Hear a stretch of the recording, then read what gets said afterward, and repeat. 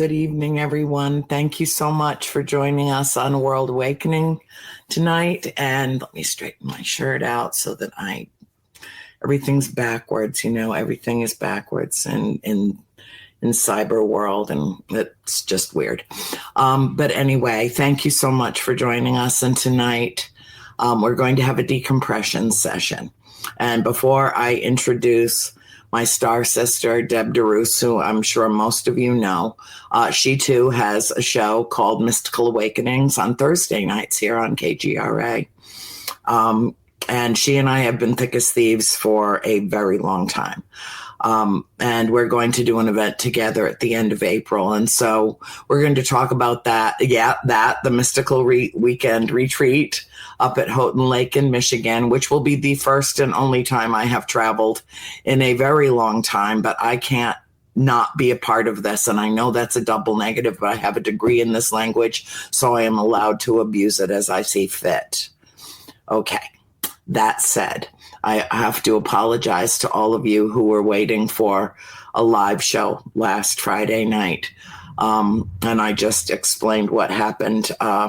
Lenny didn't know what to do because, the information came to her very quickly, and Bill, and he had to plug in rebroadcasts very suddenly at the last minute. I was in the bathroom putting my makeup on and getting ready to do the show, and there was a very bad car accident in the front of the house.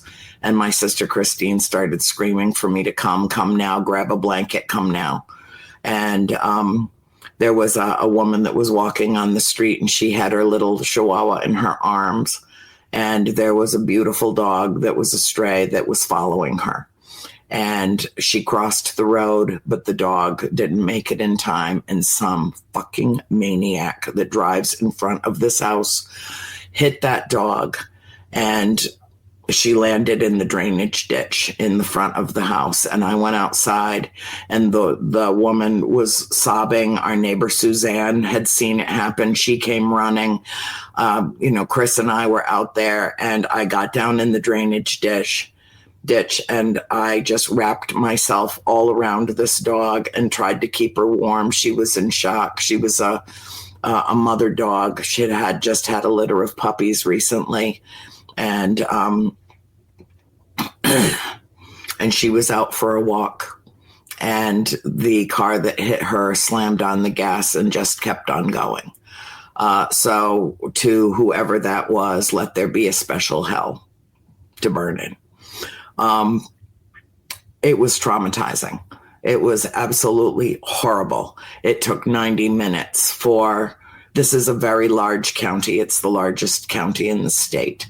And it took about 45 minutes to get through to animal control, and the police came, and it was awful. It was just absolutely traumatizing, and I couldn't do the shows. There was no way I could walk away from that dog who needed to feel loved and needed to feel warmth and needed to feel like she wasn't alone in the last moments of her life. And so that's what I did last Friday night instead of my shows. And so I wanted to tell you I was sorry, but I know I did the right thing. And I stayed where I was needed. And so thank you for your patience. And okay, that said, now you all know. And now it's time to bring DeRousse on so that I can stop crying, because I can't stop smiling, because that's my girl. Aw, I love you, and I'm so honored and happy to be here with you, Annie. And everybody knows our hearts. Yeah. And what a story. You sent me a text last week and let me know what happened. And I'll tell you, my heart has been so heavy for this poor mama baby and her puppies. She just had puppies. Well, so I've been wanting to ask you, but not burden you. Yeah. Well, she had a chip in her, and they scanned her, and they called the family who owned her, and the father came right away. And so at least she knew, and he told, I had to step away.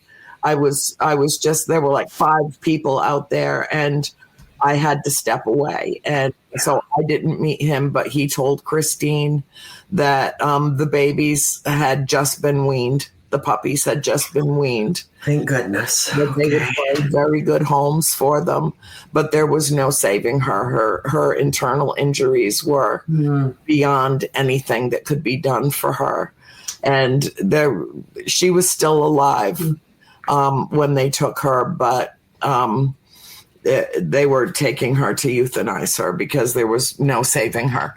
And I went through that whole, with Suzanne and Christine and with Officer Clay and, everybody. And, 1 minute I'm trying to infuse her with my life force energy.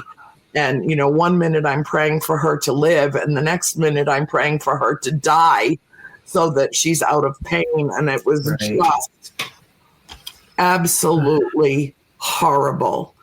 And Christine's out there screaming, I hate this fucking road. And I'm like, you don't hate the road. You hate the people that treat it like it's a goddamn motor speedway. That's what you hate, not the road. The road is an inanimate object. The people that treat it like they're at Daytona instead of driving through a neighborhood with children and animals. Yeah. That's who you hate. And to step on the gas. I'm sorry. Not even stop. I'm with you. Yeah. And I know there was massive damage done to the car. She was a big girl. She was at least 40 pounds. Oh. And I know, they'll have to live with it, whoever it was, and die with it, knowing that they could have stopped at least that. Right. At least that. And, I don't understand. I don't understand that kind of heartlessness. I don't understand. I don't. And, the thing that was so upsetting was that Suzanne, who is our neighbor, our wonderful neighbor who saw it happen, she said that car could have gone around that dog and didn't. There was nobody coming in the other direction. Well, I almost got killed getting the mail out of the mailbox a few months ago. I had my big purple robe on that you have seen plenty of over the years. And I went out to get the mail, and somebody went past the front of this house so fast with no one on the other side of the road that one of their car caught my robe. Jeez. And almost brought me to my knees while I was opening the mailbox. That's scary.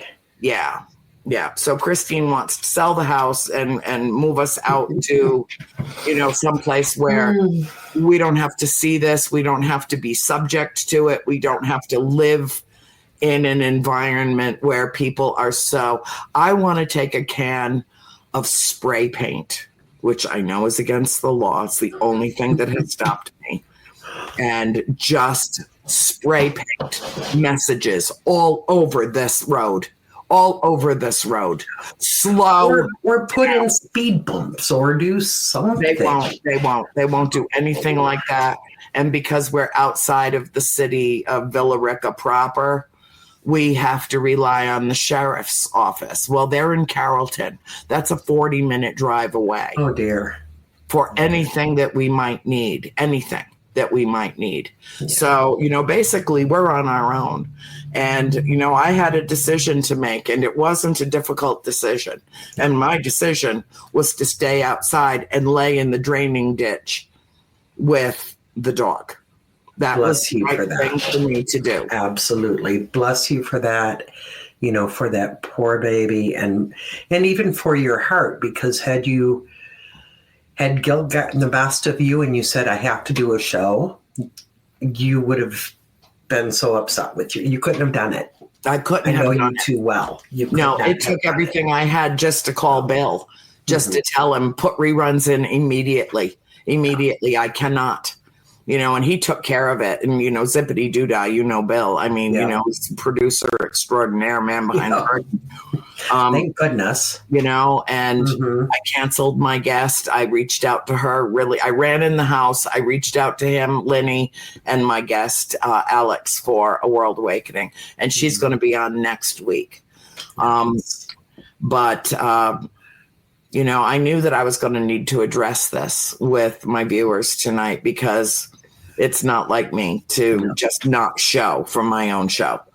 Right. So there was a really good reason. And I know our viewers, I know your viewers and my viewers, and there isn't a single one of them that would fault me, not even a little bit, for doing the right and compassionate thing by an animal that really needed comfort at the end of her life.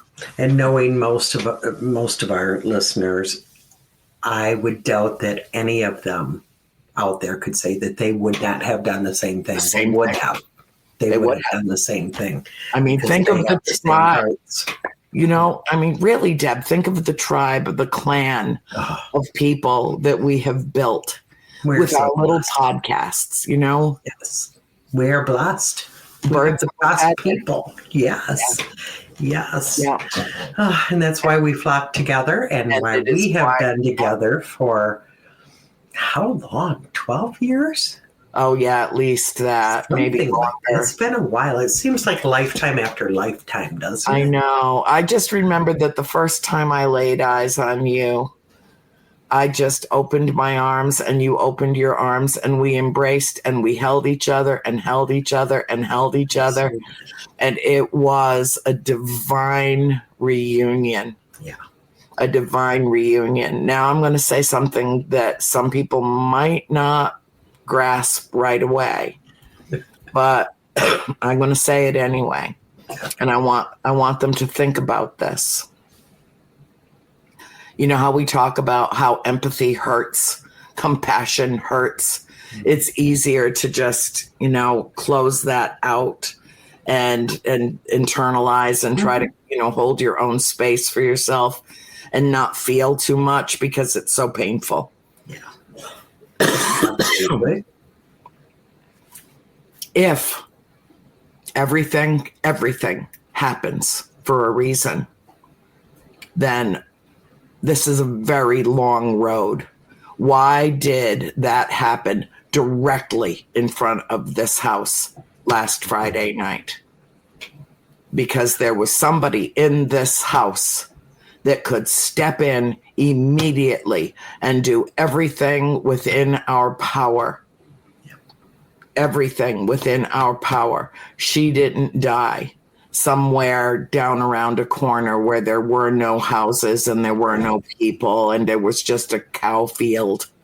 Yeah. She died right in front of the house is where she was hit. And she needed your love and your compassion and your empathy. Yeah, she needed you and was blessed. In the most bizarre way, it was a blessing. Mm-hmm. And yet, I will never get it out of my head. I will never cease being haunted by what happened here last Friday night, in the same way that our woodchuck that we loved so much, Artie, got hit on this road. Why he would even leave this paradise when he had, Christine went grocery shopping for the freaking woodchuck, okay? She would come home with all these special greens and things. She did all of her research when he showed up on the property. We fell madly in love with Artie, and we only had him for 3 months, and whatever possessed him to leave this yard and try to cross this hellish road cost him his life, and he died in her arms. And, it's so painful. It's so painful. It's like you almost don't want to love anything anymore because it hurts so much to lose what you love. Mm-hmm. And yet I swear to you, Deb, I'd rather swallow my own tongue than tell a lie. I swear to you, about a month after we lost Artie, I was outside and I was sitting on the deck and I was thinking about him and I was crying and I looked up into the sky and I swear to you, a cloud formation appeared in the sky spontaneously and it was his face. I have no doubt. No doubt. You know, and people can say, oh, that's pareidolia. Okay. It was a completely clear blue sky, not a single cloud anywhere for 360 degrees. And if you know, you know. And you knew. I did. It was Artie. And he was looking down at me saying, it's okay, Annie. Yeah. It's okay. I'll see you again. Mm-hmm. Yep. I'm still here. I'm in a different form, but I'm still here. Yeah. And thank you for taking care of me. Because I know you and Christine just loved him to pieces. All of the animals that come anywhere near your home. Yeah. You two take in and just love them. I cannot let an animal go hungry. No. I can't. I won't. I never have and I never will. And we have got freeloading chickens. And anybody wants to meet the mommy and the babies, all you got to do is go to my Facebook page and there's a whole video of them. You know, the mommy, and she's got 12 chicks. Mm-hmm. And we've got a yard full of chickens. And our neighbor is beside himself, Mr. Tidwell. He doesn't know what to do because somebody backed a machine into the back of his coops and they partially collapsed, and he's an old man trying to rebuild them and trying to fence them, and these chickens are loose and they are all over the neighborhood. And where do they come first in the morning? What do I hear? At 7:45 every single morning I am awakened by a rooster who has jumped up on the fence so that his voice will just announce his presence. So I will get my ass outside and feed the chickens. And you do. And I do. Every single day. Every single day. No matter how you feel, no matter what else is going on, you feed them. Yeah. Bless you. Well, you know, there are messages and, you know, this is just the nature of life is death, you know, and we had a chicken hawk that attacked one of the chickens in our playpen a few weeks ago. And I opened up the back door and I saw a chicken at the back of the pen that was not moving. And oh my heart. And I had to lift him up and he was gone. And I had to lift him up and take him out into the woods and bury him. And, you know, and I just kept, the message was, there is life and there is death and there is new life and there is death and there is new life and there is death. And the cyclical nature of our existence is what is being superimposed on my existence right now. Yeah. On many existences right now. Yeah. Yeah. It really is. I think overall it is a message for our world right now. Yep. That this time that we are here, and it doesn't matter what physical form you're in, whether you're a spider or a gorilla or a human or, it doesn't matter what form you're in, that life is short. You need to appreciate it and do the best that you can while you're here. And be as kind and compassionate and giving and loving and be grateful for every experience, even the most difficult ones. Right. Yeah. And we are all connected. And we feel that so deeply. And I know many, many others do as well. You know, that connection. And, you know, some people don't understand it and then they listen to your shows. And I think that's so soothing that they get a bit of themselves by listening to you. Well, I think that the same holds true for you. No, and that's one of the reasons why we decided a few months ago that it was time to gather the tribe. It was time, and we're going to do I haven't traveled anywhere. You know, my doctor said you have compromised immune system. Do not go into an airport. Do not get on an airplane. Do not go into large crowds because it was the middle of winter, flu, COVID, everything was everywhere. Don't expose yourself to anything Right. or anyone that could compromise you further and could complicate your recovery. And I told her on Wednesday when I was there for my follow-up and my physical before I could start my next round of chemo, that I had actually done a shoot. I can't say for who yet or anything until they tell me, it's ready to go out. It's a big show. Everybody will know. But I went into Atlanta on February 19th and I spent the day on a shoot there, and she had given me permission. She's like, just be careful. I said, it won't be a lot of people. It'll just be the crew and my interviewer and the producer and the director. That's not a lot of people. And Greta came, our beautiful, wonderful Greta, Greta the Great. Greta the Great. Who is one of our besties, one of our most nearest and dearest. And she'll be coming with me. Because if you think Greta's letting me go any place alone, she came to Atlanta with me, and now she's coming to Michigan with me. Right.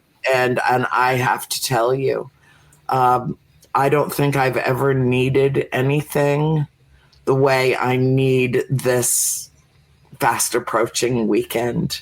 Yes. To be with my beautiful, my angels of the frozen tundra.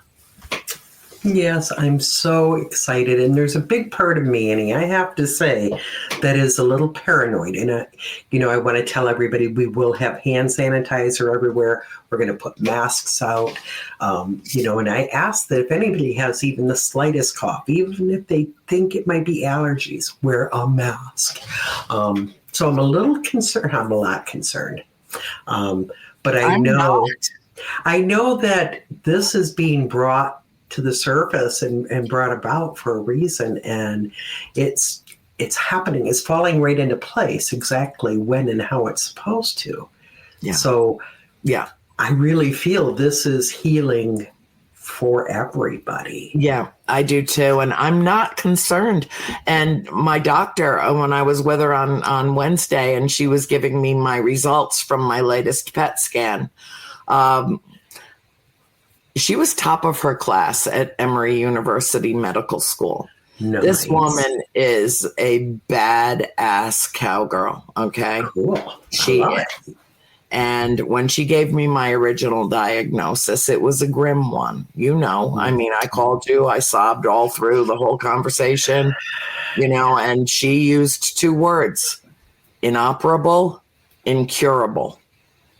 The drug that she put me on is a chemotherapy drug. It's a drug that 5 years ago was experimental. It is meant to buy you time. It is meant to extend your life by holding the cancer growth at bay so that it can't. Okay. It's not conventional chemotherapy. It's got lots and lots of side effects, none of which I'm suffering except I'm starting to lose my hair now. Which is fine. I got plenty. It'll grow back. I don't care. I've been bald before, and I think bald women are really sexy. Really sexy. Just go ahead and it's all good. Yeah, it's all good. It is. So, but anyway, when she walked in the room, my nurse had already come, and vampire that she is, and sucked all the blood out of me. And then they take everything off and do the tests and make sure, yada, yada, before she came in the room. And I told her about my shoot in Atlanta, and then I told her I was going to Michigan, and she said, that's a good thing. It's a good thing that you do this, because I had told her what the event was about, and that I would be with my friends, with my tribe, with people that I really, really need to be with. Yes. Yeah. And it's going to be phenomenal in every sense of the word. And, and she has been telling me all along, be careful, don't go, and for months and months, I go from home to the hospital to home. That's right. It. Like, that's pretty much it. And she gave me the go ahead. Just go ahead. And then she went through my results. And out of all the tumors, and that you know how many there were, all through my body, all in my spine, all in my femur, all, on my adrenal glands, 13 tumors in my lungs, the ones in my breast. There's 2 large tumors that are now a fraction of their original size. And I was talking to her and I said, I know what this, I read the book that comes with the drug. Kisqali is the drug. And I said, I know that this drug serves a very specific purpose.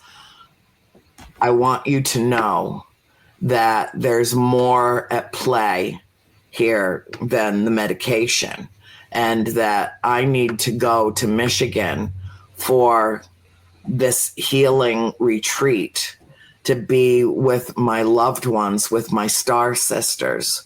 Yes. And I need you to understand that I have help. Not only do I have my mother and my sister, I have Mother Mary, I have the galactic family, I have Creator, I have source energy flowing through me. I'm having bizarre things happen. I had an incident happen a few weeks ago where I was just laying on the sofa. I had Peanut there with me, as usual. She's a sofa hog, by the way. And I was just watching the news, and kind of seething. And but I closed my eyes. And all of a sudden, Peanut jumped down off of me and went over to the fainting sofa, which is right there, which is my mother's recliner. But right. He does this, especially when I'm leaving the house to go to the doctor. Oh, my God, is she ever coming back? It's going to be awful. She treats a 5-hour trip to the hospital and back as though it was 5 months. And I was just laying there. And all of a sudden, she got down and she moved. I thought she had just gotten hot. And then, within a matter of moments, my whole entire body felt like I had just been submerged into something that was liquid, but denser than water, heavier than water. And it had a vibration to it. And my whole entire body from head to toe was submerged in this vibrating liquid. And I didn't even open my eyes. You know how I talk to my people and I was like, when you get a download, just get in, take it in, stop what you're doing. When you're hearing it come in, there's a message, you need to just be calm, relax, and let it in. Well, I had the exact same response to whatever it was that was happening to me. And it lasted for maybe a minute and a half. And then it slowly subsided. And I opened my eyes, not knowing what or who I might see. And I turned and I looked and Peanut was sound asleep. And that's been the rule for the galactic family all along. Anytime you are welcome here, anytime, whatever you want to do to me, do it. I know it will help and heal me. Just please, please don't scare my little dog. Because she's great with spirit, but she's not so great with extraterrestrials. She can see. And it scares her. And she's had a couple of incidents where there was no question, in my mind at least, no question that this was not a spiritual intervention, that this was something else. Right. And so, yeah. And then, that was last week. And that was the day before I went to have the PET scan. And then this Wednesday, she's in her office going through sheets and sheets and sheets of, and she's like, in a few months, we might want to talk to the surgeon again and, shrink these down a little bit more and maybe just go ahead and do lumpectomies. I said, the next time it's time for a PET scan, I don't think they're going to find anything to remove surgically. And she turned and she said, you know what, Ann, I believe you. She's like, I've never met anybody like you. I don't understand. She said, when I got your genetic report back and they can't identify 29% of your DNA, okay, you know what? I'm just going to go with this. And you are getting extra help from who knows where or what or whatever. But, I made her say out loud, retract my diagnosis, reverse my diagnosis. It does not apply to me. Right. And hallelujah. Thank you. And so I am going to be with you. I am going to Houghton Lake, one of my favorite places on earth.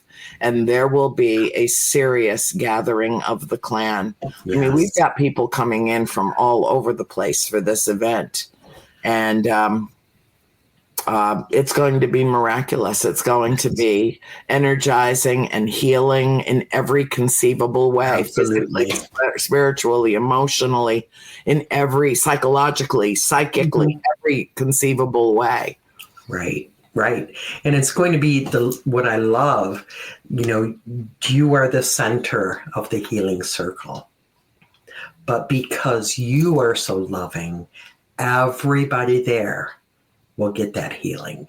And everybody there can also take some of that healing and send it to others who need it and can't be there.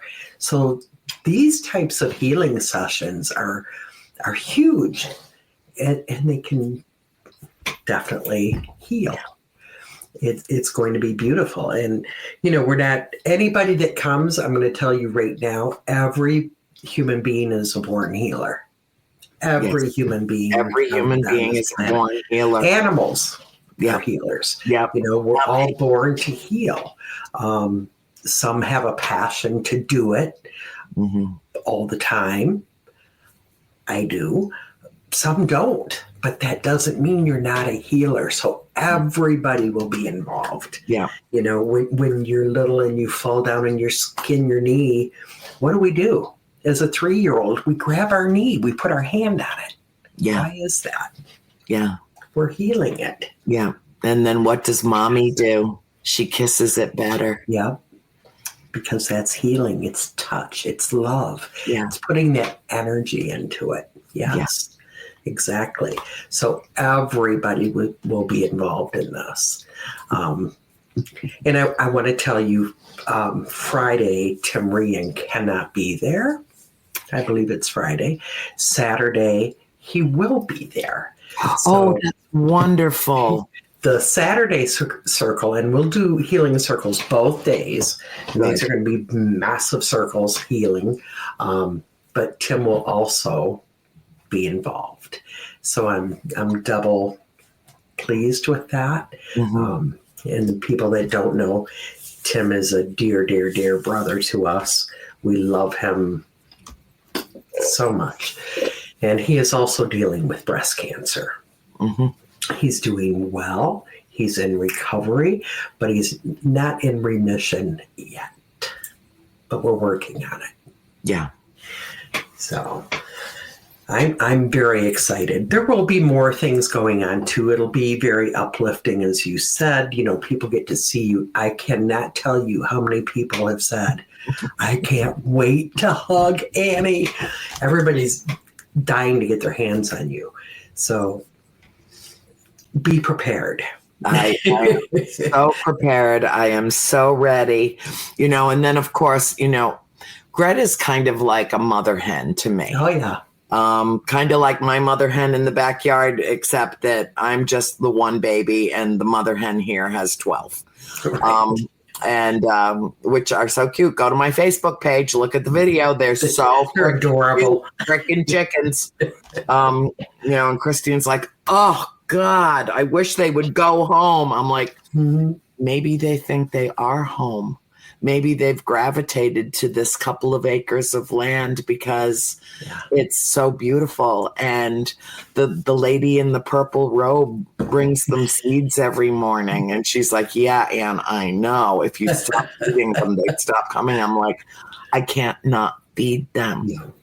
No. You know, I just can't. I have to feed them. If they are loose and there's a mother with 12 babies in the playpen, I'm going to make the dogs stay in until I coax all of them out of the playpen and feed them. And then the dogs can go out and chase the squirrels off the bird feeders. And, you know, every morning. It's every morning. That's a thing. It's just, but it brings me joy. Right. It brings me joy to be in any way kind to anyone or any creature. Yeah. And that's healing. That is healing. That is healing. Absolutely healing. And I'm sure Chris will take care of them while you're away. Oh God, yeah, of course she will. Chris is no different than we are. She's no different than we are. Suck up for a pretty face. Yes. Takes in anything and everything that needs a home. And yeah. I mean, we are cut from the same cloth. You know, Carolyn raised both of us, and that's just that.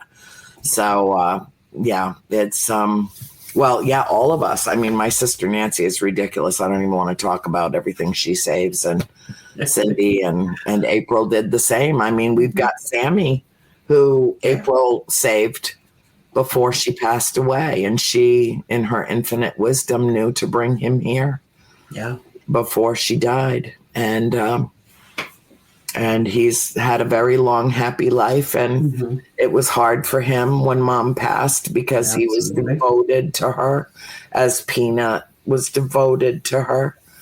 And they still go to her room and look for her every day. And I'm sure she's still there talking to them and playing with them. Yeah. Yeah. They just hop right up on the bed like, you know, going to go see Mama Carolyn. Yeah. You know, and it's a blessing, you know. I mean, there's so much pain and ugliness and destruction and conflict in the world that if we don't do what we're about to do in Houghton Lake, then given the opportunity to come together like this, absolutely. How could I say no when I know that not only will it be a wonderful experience for me, but my presence there, especially beside you and the girls, will make a difference in the world. And that difference is that whole pebble in the pond concept. You throw that pebble in the pond, you're going to get concentric circles of vibrational movement in that water that extends as far as the water does. And so what we do is immeasurable, it is incalculable, but it is a dispersion of energy that is real and has an effect on everyone it touches. So as you said earlier, there are going to be people at this event that will be so illuminated, so inspired, so motivated that when they leave us, they'll float away. They won't even need a car. And then they'll go back into their world.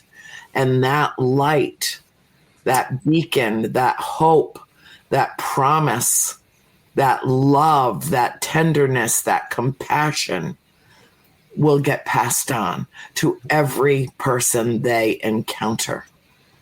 So we'll never know how much good it generates in terms of frequency and energy and resonance. But we don't need to count it. No. You know, it's not jelly beans in a jar. We don't need to know exactly how far it was dispersed. Exactly. You just know that it is. Right. And that's the beauty of that kind of love and that kind of compassion and the healing and everything that comes out of a weekend like that. Yeah. Is you can't hold on to it. It has to be shared. And even if you don't think about sharing it, you're sharing it. That's right. So what is that going to do in this, with, like you said, all of this madness that's going on? Our hope, our knowing is that it's going to make a difference. What I want it to do more than anything, right now, the vibration is high, but it's not a good vibration because it's fear-based. Mm-hmm. And I mean, I've felt it. You have felt it. I mean, I'm angry. I'm pissed off about a whole bunch of stuff, which we're not even going to talk about tonight. But what I am saying is that, as we're raising the vibration in terms of love and light and healing and expression and all of that, we also need to bring the temperature down in terms of fear. Absolutely. Because it is one of the most destructive forces on the planet. Mm-hmm. And when people relinquish themselves and their own personal power to it, is when they start to cave under the weight of it. Absolutely. And so we are going to dispel fear and turn that crystalline light on to such, and I'm dragging everybody out on that back lawn. You know what's going to happen there. Oh, I do. Just charge up your camera phones, folks. Because, I mean, today, I have sightings every day. That's just a given. But it was very active in the skies today. It was very active. And, and I go out and I just, I look up and I see the lights and I see the vessels. And, I've just got this ability to connect in this way. And, and I'm always very humble and very grateful. And I just, tell them, come with me to Michigan. I mean, and I know they will, because there were Christine, when we were in the doctor's office and I was giving her my goodbye hug, Christine said, a light flashed right above your head while you were hugging Dr. Knight and telling her how much you love her. And she was telling you how much she loves you. And a light flashed above your head. And I said, I know, I saw it. They were in the room with me. And then we walked outside in the valet Parker, Mike, that I love so much, who I told him, look up, there they are. And he's like, I always believed, but I never saw it. And I'm like, well, get used to it, buddy. We walked right out the door and I walked right into his arms, and I hadn't seen him in my last 2 visits. Aww. What a beautiful story. And just supposed to, after I had my first PET scan, I walked out of the hospital into the foyer, and The Age of Aquarius was playing When the Moon is in the House. Okay, how many thousands and thousands of songs could have been playing in the foyer of the hospital? Oh my God. And I hear the high pitched beginning of the song, and I'm like, no way. Wow. No way. Mm-hmm. And I just, and I turned and I looked at the lady at the reception desk. I'm like, this is one of my favorite songs. And she's like, me too. They don't write music like this anymore. I'm like, this is spiritual music. And she's like, yes, it is. And we're holding hands over a reception desk. And, Christine had stopped at the ladies' room, and she's come out, and she just looked at me. She's like, is she your new best friend? Apparently so. We just bonded over the Age of Aquarius. She knows you. Yeah. I mean, when she took me to the emergency room originally, but when they gave me the assessment and made an appointment for me to go see an oncologist, as we were walking out, I had 9 female doctors and nurses in my room with me, because they had not seen something like this before.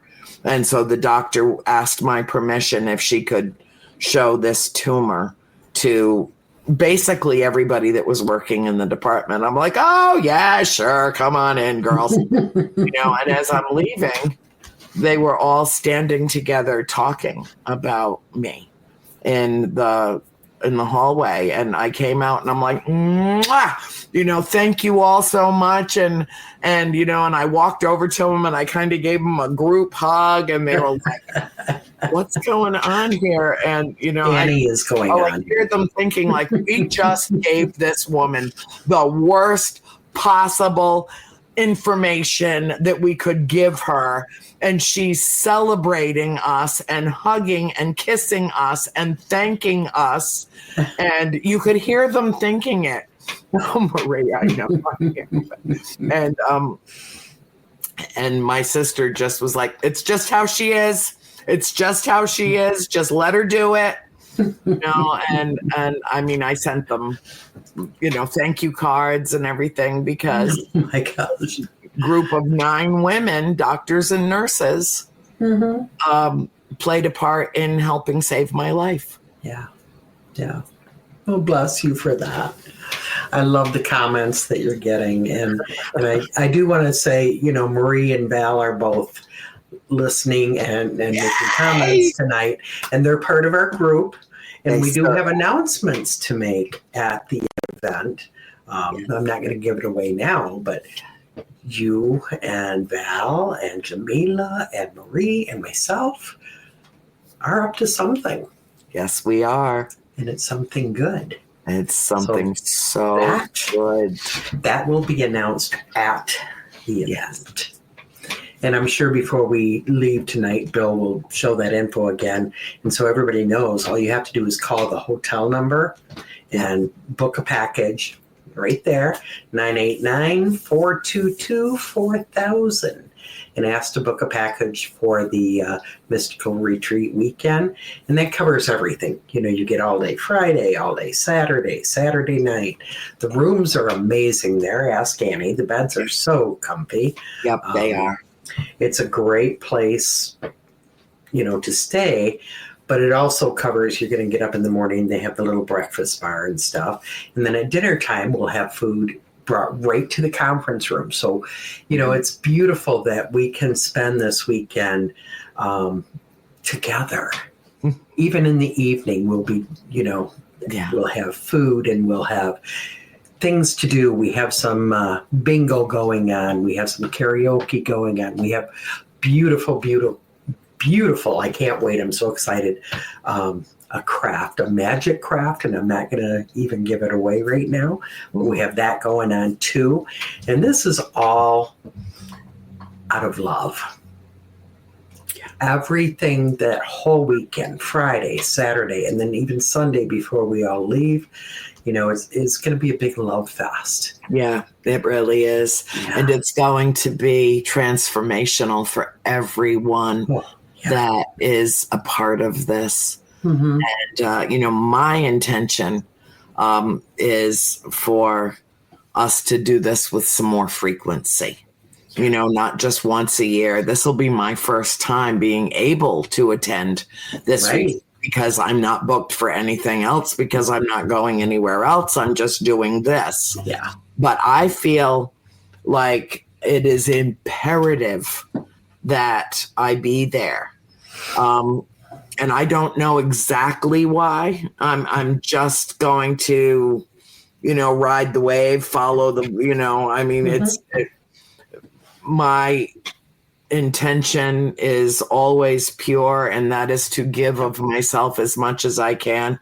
But, if I even show any sign of fatigue, Greta's going to drag me off to take a nap. Oh, absolutely. But that's okay, because I get restored very quickly. And as long as you keep coffee around for me, you There might will be coffee. be surprised how I can just keep going. And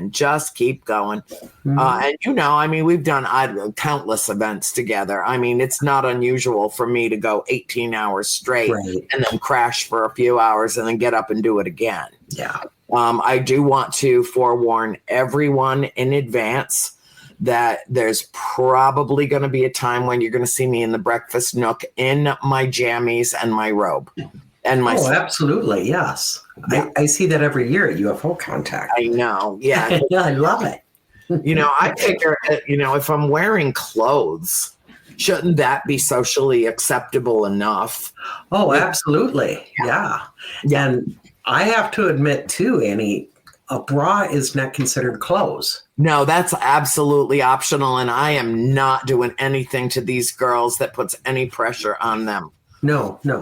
They need to be pampered. Yeah. So they shall be. Yeah. They need to be comfortable. Yep. And, even the schedule that I put out, usually, I do 2 of these a year, and usually the schedule is boom, boom, boom, boom. Yeah. It's going to be more relaxed this time.